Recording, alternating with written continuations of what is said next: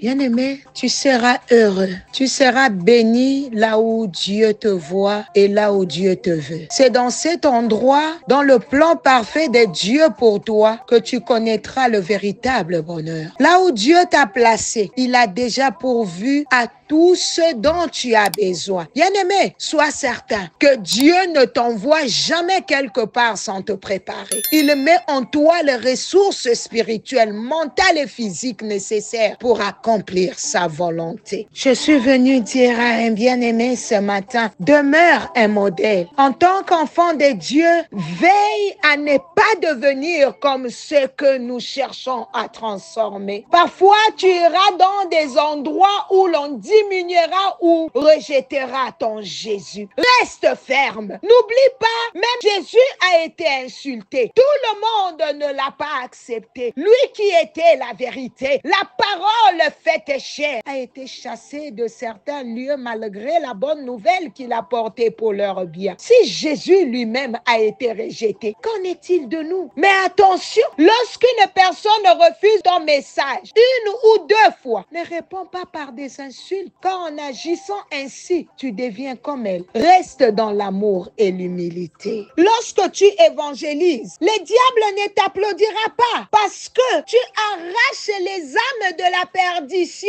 Cela provoque sa colère. Le diable ne te sera jamais favorable. Jésus l'a dit dans Matthieu 10, 14. Si quelqu'un ne vous reçoit pas et n'écoute pas vos paroles, sortez de cette maison et de cette ville et secouez la poussière de vos pieds. Les obstacles font partie du chemin. Les refus, les moqueries ou les critiques que tu rencontreras ne sont pas une défaite. C'est simplement la réalité de notre mission. Bien-aimé, le retour de Jésus est conditionné par un grand mouvement d'évangélisation. Dans Matthieu 24, 14, cette bonne nouvelle du royaume sera prêchée dans le monde entier pour servir de témoignage à toutes les nations. Alors viendra la fin. Bien-aimé, Jésus reviendra lorsque l'évangélisation aura atteint les extrémités de la terre. Imagine, Dieu nous a confié un travail. Lorsque Jésus revient, que diras-tu si tu n'as pas participé à cette grande mission? La parabole des talents nous enseigne l'importance de fructifier ce que Dieu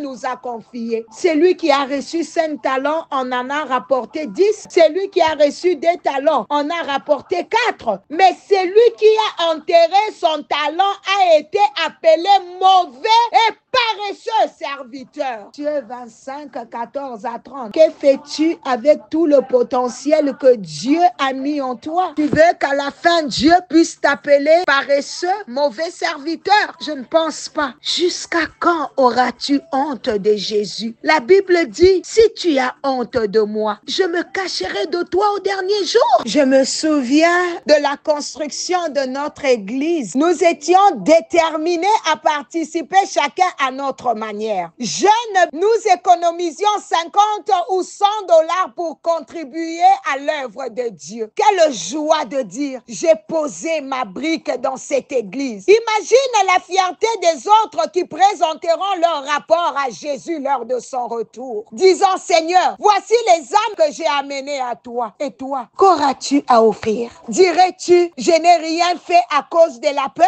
de l'intimidation ou de la honte? Souviens-toi, mon frère, notre récompense vient de notre travail. Si tu n'as pas encore pris la décision de te consacrer, fais-le maintenant. Refuse d'occuper la terre inutilement au nom de Jésus. Je prie que Dieu te donne le courage et la force de te mettre au travail. Mets-toi au travail. Prends part à la mission. Chaque année, nous devons avoir un mot à dire devant Dieu. Seigneur, cette année, j'ai parlé de toi à des âmes perdues. J'ai prié pour les malades et je consolais de cœurs brisés. Dieu n'est pas ingrat. Il se souvient de ceux qui travaillent dans son champ. Je prie aujourd'hui que Dieu se souvienne de toi. Toi qui peines dans son champ. Que sa grâce te localise au nom de Jésus. Que le jour du malheur, tes œuvres crient devant le Seigneur et plaide en ta faveur au nom de Jésus, car le jour du malheur existe. Sache que toi, Dieu te délivrera ce jour-là au nom de Jésus. Bien-aimé, peu importe l'ambiance, il n'y a aucun obstacle que la puissance de la bonne nouvelle ne puisse faire tomber.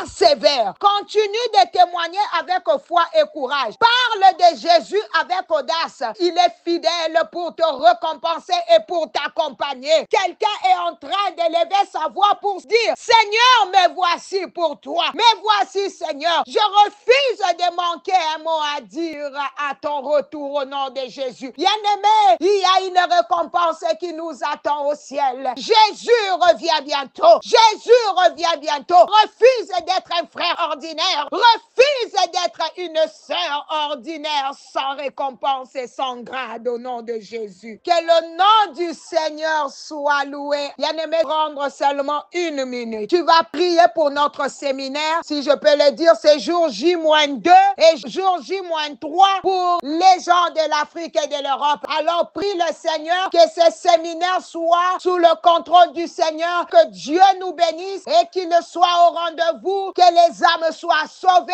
Prie pour le séminaire. La prière se prépare par la prière. Que Dieu te prépare toi aussi pour ces instants. Que ça soit des jours que Dieu a envoyés pour la délivrance de ta famille, pour la délivrance de ta maison. Que le Saint-Esprit te rencontre.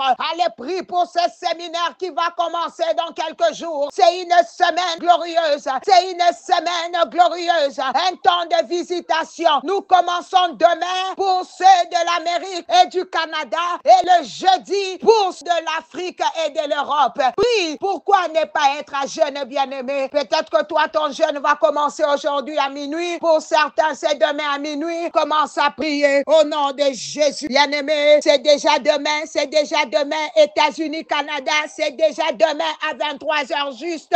Europe, Afrique, le jeudi à 4h juste. Heure de Kinshasa au nom de Jésus. Dieu est au rendez-vous. Je suis venu dire à quelqu'un, reste dans la volonté de Dieu. Cherche à être là où Dieu t'a établi. Car c'est dans cet endroit que tu trouveras la paix, la joie et l'accomplissement. Même si les circonstances semblent difficiles, rappelle-toi que là où Dieu envoie, il protège. Il guide, il soutient. Ton bonheur ne résiste pas seulement dans un lieu géographique, mais dans l'obéissance au plan divin. Fais confiance, bien-aimé, à sa provision. Si Dieu t'a envoyé, il a déjà prévu les moyens pour ta réussite. Les réponses à tes prières et la grâce pour surmonter les défis. Ne crains pas les obstacles, sois confiant, car Dieu est fidèle pour te soutenir jusqu'au bout. Vous savez, parfois nous cherchons le bonheur et la bénédiction ailleurs, mais la clé est de rester là où Dieu veut que tu sois. Écoute sa voix, obéis à sa direction. Tu verras sa gloire se manifester dans ta vie. Je ne sais pas à qui je parle, mais c'est pour toi. Dieu te donne une réponse parce que tu voulais qu'il t'oriente. Là où Dieu t'a envoyé, il a déjà ouvert des portes, placé des opportunités de bénédiction sur ton chemin. Frère, sœur, fais-lui confiance et avance avec foi. Il a préparé tout ce qu'il faut pour que tu sois heureux et épanoui. Sois béni. C'était bien l'humble servante de l'Éternel, maman Nathalie. À demain, par la grâce de Dieu. Bye bye for now.